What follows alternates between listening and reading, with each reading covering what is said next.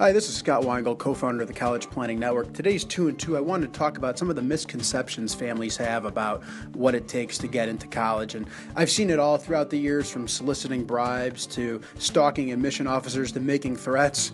College admissions is an extremely competitive game, and like any kind of competition, it can bring out the best and the worst in people.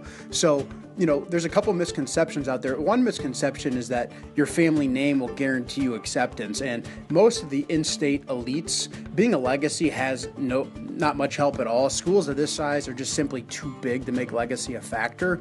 However, at some of the smaller elite private colleges, legacy can be a factor, but the percentage that it applies to it's small, 5 to 30%. That still leaves the large majority of open spots to non-legacy kids.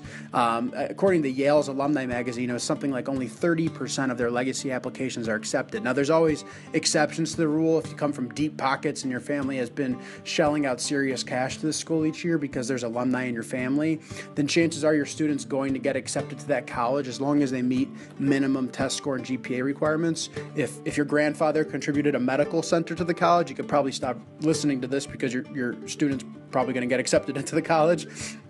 But again, just because you come from a family that's an alumni does not guarantee your acceptance. The second misconception we see a lot is that high test scores and GPAs are all that you need, and it's just simply not true anymore. And at especially elite colleges, high test scores and GPAs, that's just the bare bone minimum for applicants to even consider being accepted. So don't get me wrong, they're still very important, but there's far more to it depending on the type of college you're looking at. You got to think like an admissions counselor.